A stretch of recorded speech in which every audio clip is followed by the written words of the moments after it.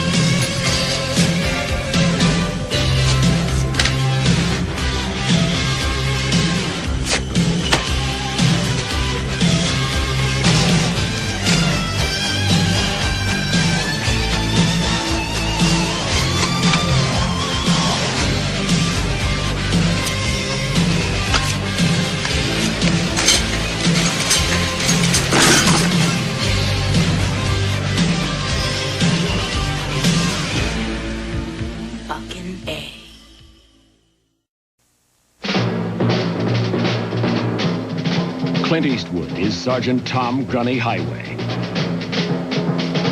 Congressional Medal of Honor winner. Over 30 years in the Marine Corps. His scars run deep.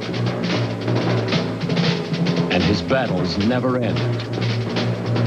Clint Eastwood, Heartbreak Ridge, rated R. Now playing at a theater near you. Hey, this is Matt once again. Welcome back to another video. And this is for Albin. This is a PayPal request. Thank you so much. If anyone's ever interested in requesting pretty much any type of video, you do so either by joining my Patreon or requesting it directly to my PayPal. The links are down in the info box. But this is for a film. I don't know if I'm going to get the link for it before this video, but there's a scene in this movie that kind of sums up why I did enjoy this movie. It's about a guy who comes back to pretty much be a drill sergeant for this new group of people in the Marine Corps. It's a character Clint Eastwood plays, Gunnery Sergeant Thomas Highway. And these guys are not giving him respect, and he goes and he's like, "My name's Gunnery Sergeant Highway. I've drunk more beer and banged more quiff and pissed more blood and stopped more ass than all you numbnuts put together. Now Major Powers put me in charge of this reconnaissance platoon. We take care of ourselves." That's what one guy says. "You couldn't take care of a wet dream. God loves you." "I know that. You men do not oppress me." And he breaks the fucking cue stick of their pool table. Scenes like that, like the dialogue, the way he says his dialogue and his reaction, like that's a guy who does he does that voice well when so many people try to copy it and it fails. Adrian Brody in Predators, Christian Bale in Batman. But this guy, like Clint Eastwood, that's his voice. Like he knows how to do it. And the way the dialogue, I mean, and then the kicker, like he says all that crazy shit, and then he takes a pool too. He's like, "You men do not impress me." And just lines that I need to steal. "You couldn't take care of a wet dream." Again, just the way he utilizes the dialogue. Like, "You couldn't make a beer fart in a whirlwind," or "I ate concertina wire and pissed napalm, and I could put a round in a flea's ass at 200 meters. It's just fucking hilarious. But it's Heartbreak Ridge, which Clint Eastwood directed. He starred in. I didn't grow up with this film, sadly. I did not grow up with this film. Because I looked at it and I assumed it was one type of movie, and it's not. For some reason, I just looked at the title. I just assumed, oh, okay, it's another war film. I've seen Eastwood go into that with Kelly's Heroes or other films. But I guess based on the cover and the title, I didn't think the movie would be as funny as it is, and on purpose. I mean, it's not a comedy, but you could almost call this a comedy at times. It's that sincerely funny. I've had my differences with some limp dicks. Pretty much we see this guy first in jail, and I forget the actor's name, but I've seen him in stuff. He was one of the guys in Darkman. He was the star of a film called Don't Answer the Phone, which I reviewed on here. I think his first name is Nicholas Worth or Nicholas. I forget. I think he's one of the goons in Darkman. That Darkman, takes his face or pretends to be him with the face. He was in Swamp Thing, the film Wes Craven did. He was one of the bad guys who gets turned to a monster, like a small, tiny one. He has a fight with Clint Eastwood, and Clint Eastwood beats the shit out of him. He's a gunnery sergeant, Eastwood's character. He's nearing mandatory retirement from the Marine Corps. But he's like, yeah, I got something, there's got to be something I need to do. It's like, well, yeah, we have this platoon, and there are screw-ups, and you could try to get them into tip-top shape. Along the way, he meets Marvin Peebles. He's a guy who wants to be a musician, and then fucks him over. And then when Eastwood gets there, and Marvin Peebles is like, oh shit. Like, that's the guy who's our new oh shit. And Marvin Peebles I like as an actor. This is a guy, he was the bad guy in Highlander 3, which I reviewed all the Highlander films for those interested. He was in Exterminator 2. He was in this underrated film called Gunman with Christopher Lambert. And I want to see if this film was a box office hit. It's not an Eastwood film you see a lot of people talk about, though. But I would easily put one of my favorites. That's how much I enjoyed this movie.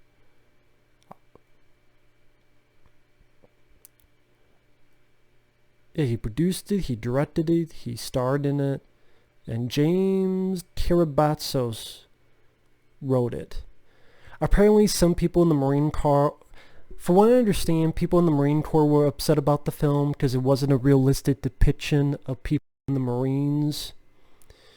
And like Clint Eastwood's character, he was using terms that were not, quote, realistic, and I've never been in the Marines, so I don't know. I mean, I still found it very entertaining, so I'm fine Eastwood went this way.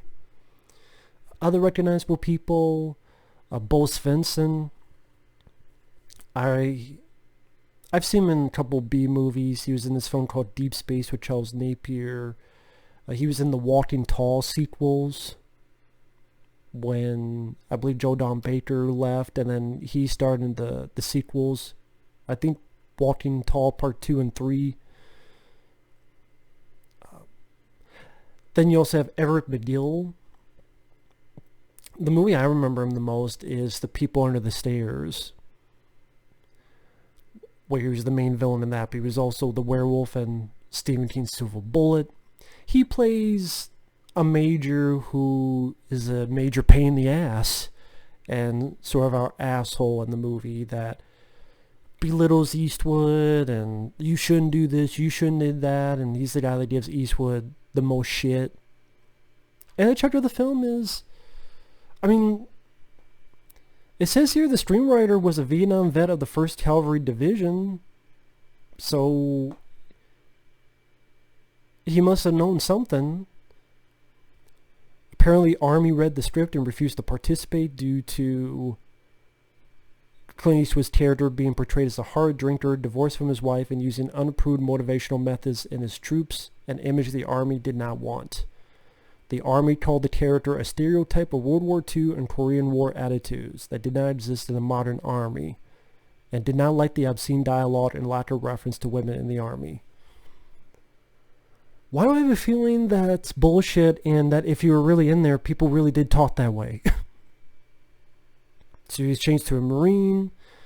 And there are YouTube videos where Marines react to this film and they kind of brush it off. Oh well, I really enjoyed this movie. And I wanted to see how this did. Roger Ebert gave it 3 stars. Cool.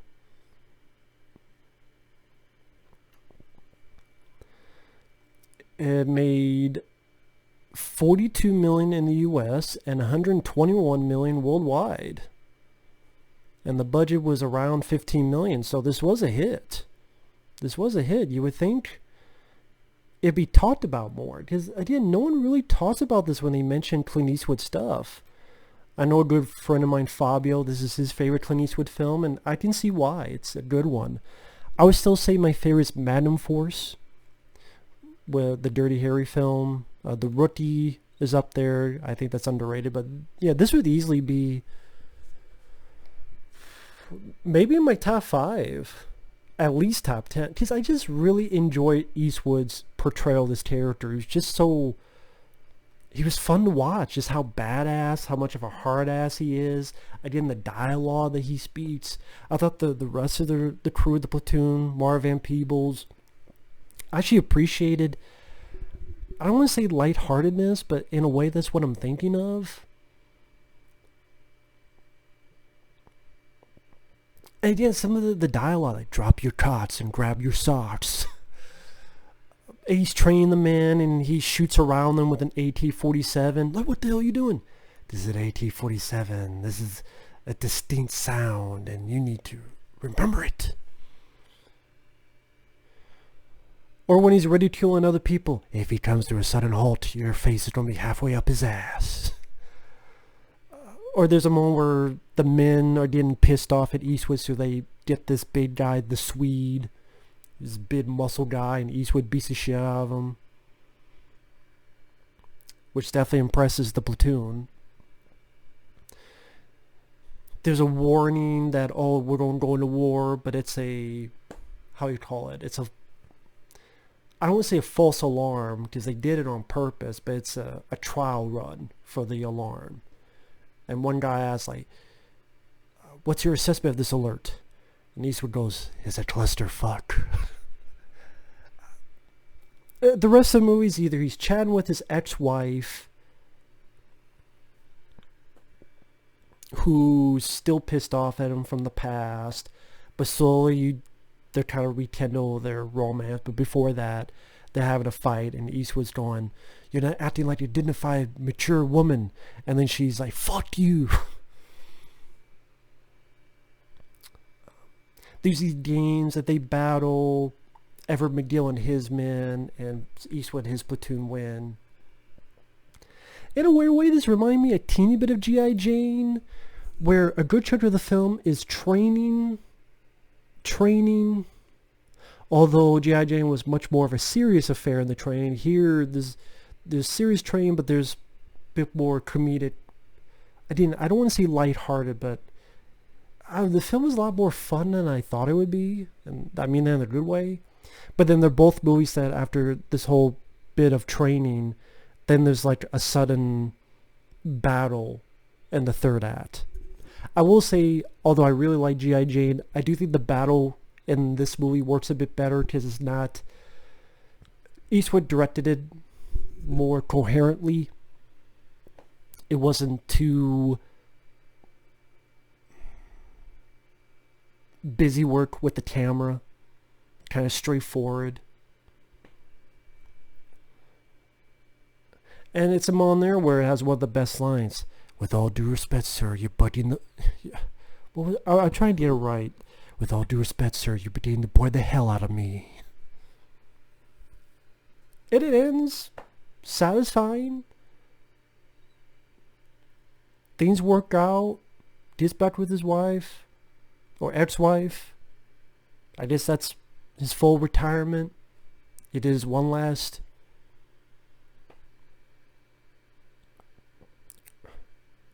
journey, so to speak. And like I said, I mean, the supporting characters like Marv Peebles, again, he's a guy who wants to be a musician, and again, some colorful characters. Everett McGill just has that demeanor to instantly dislike him. I forget the actor's name, but the guy who is Clint Eastwood's buddy from back in the day, he was a lot of fun too. He had an entertaining personality. And like I said, Eastwood himself was just a lot of fun in this. He was a lot of fun. He was a badass. The dialogue, I think because the dialogue is un-PC, And you will never hear people talk like this, but let's face it, I guarantee fucking to you, I would bet money this is what people talk like in the military. I mean, this is Fabio's favorite Clint Eastwood film, and he was in the military, so he could probably confirm or deny that. He said, I knew a bunch of gunnery sergeant highways. Oh, maybe not. I don't know if Fabio, if you've ever reviewed this. That'd be interesting to review. I would love to see that, but yeah. Very fun movie. Very entertaining film.